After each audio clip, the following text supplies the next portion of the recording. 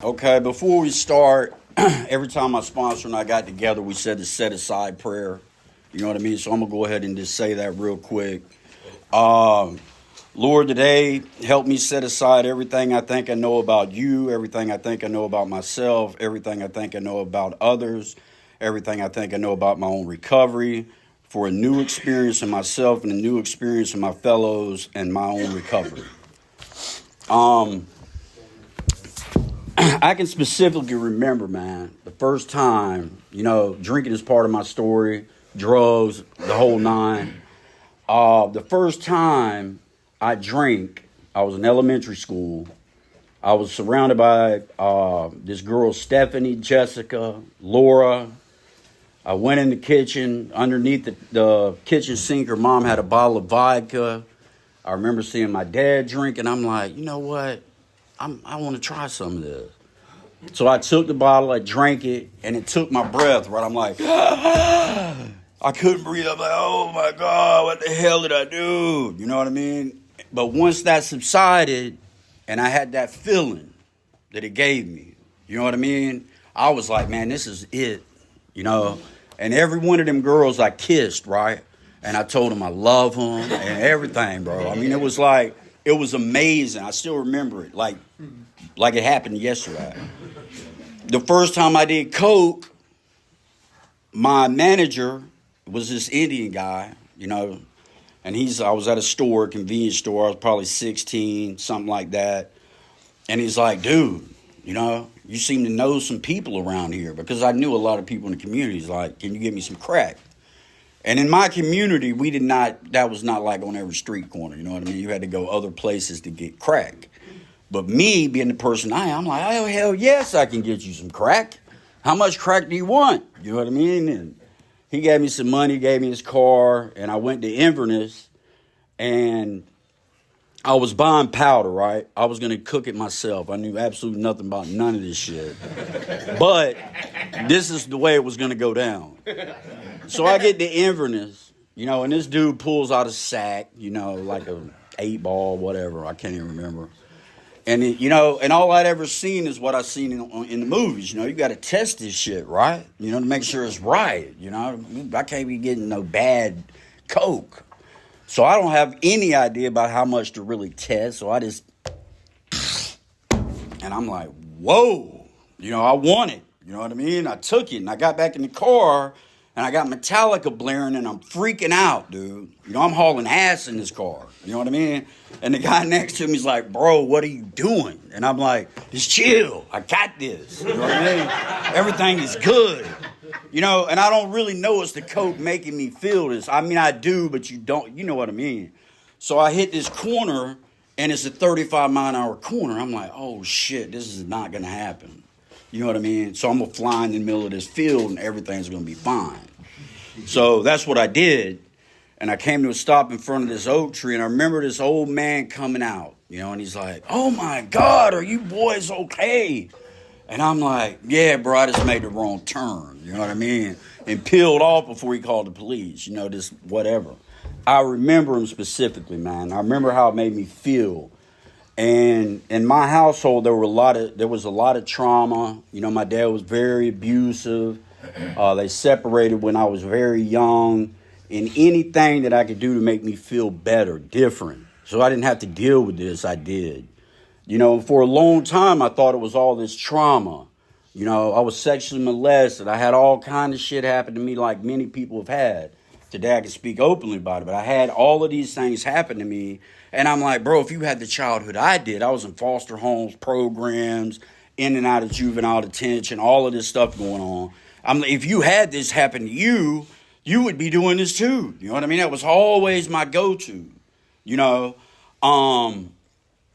My dad passed away when I was 14, and I'm the one that found him. He was older, and that was traumatic, right? No kid wants to experience that.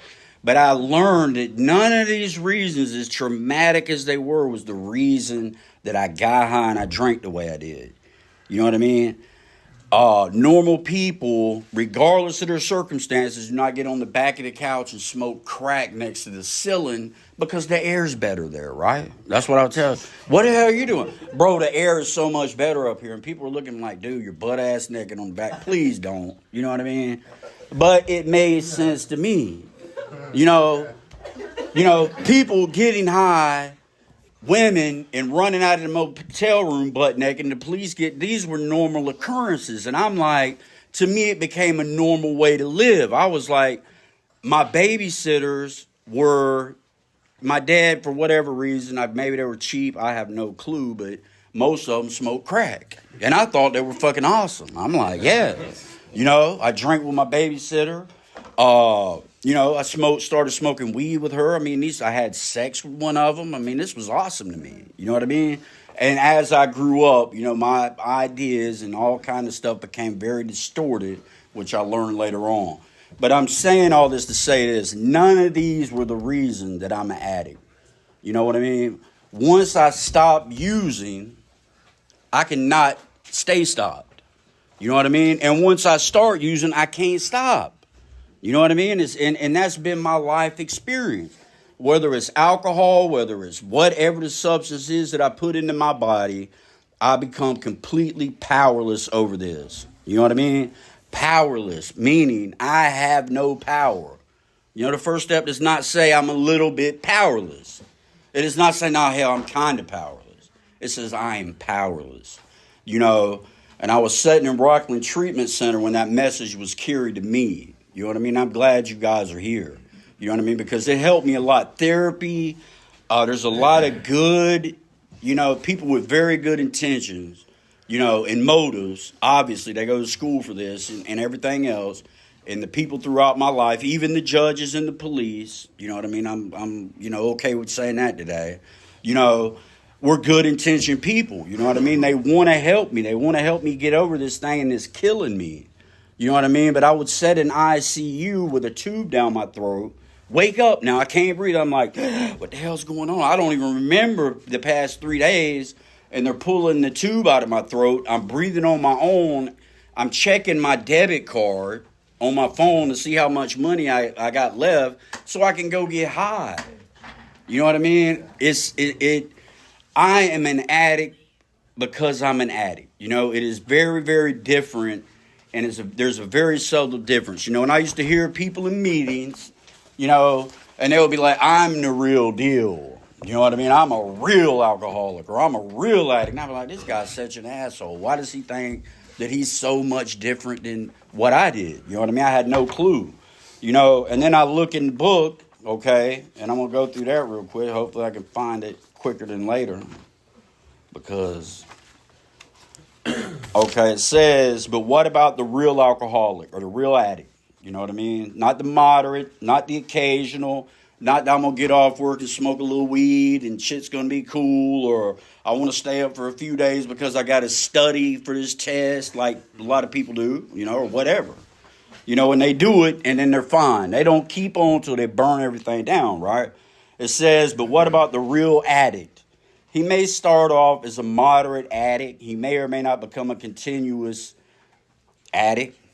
But at some stage of his life, okay, let's just word it that way, he begins to lose all control of how much pills, weed, heroin, whatever it is that I'm putting into my body when he starts to get high. You know what I mean? It says that we have to fully concede to our innermost self that we are addicts. When I concede, okay, for me, this is the way I interpret that. When I concede, right, when the South conceded to the North, okay, they gave up, right? That was it. There was no more fight. They conceded. They gave in. You know what I mean?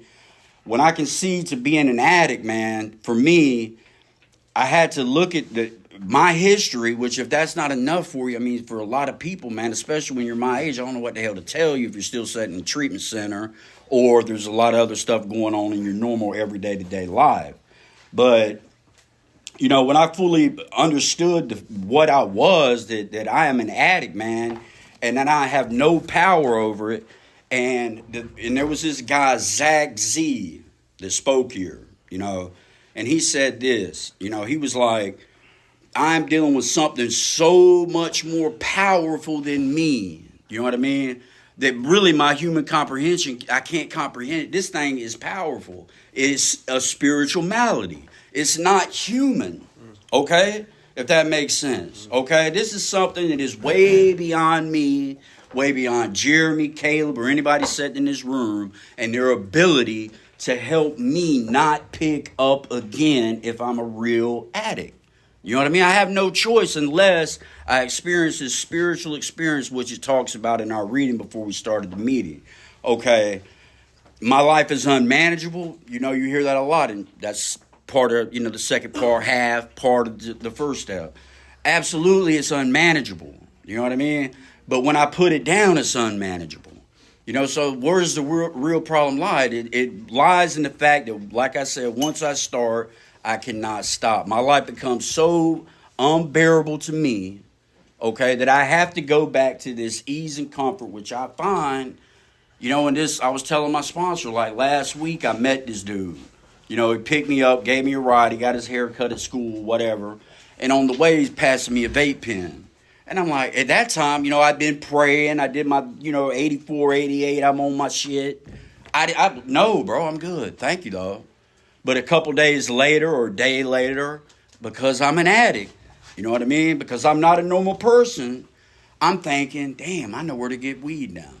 You know what I mean? If I really want to get high, if I want to start this thing off, which is going to eventually lead to pills or coke or anything else I can put into my system to change the way I feel, you know what I mean? I know where to go now.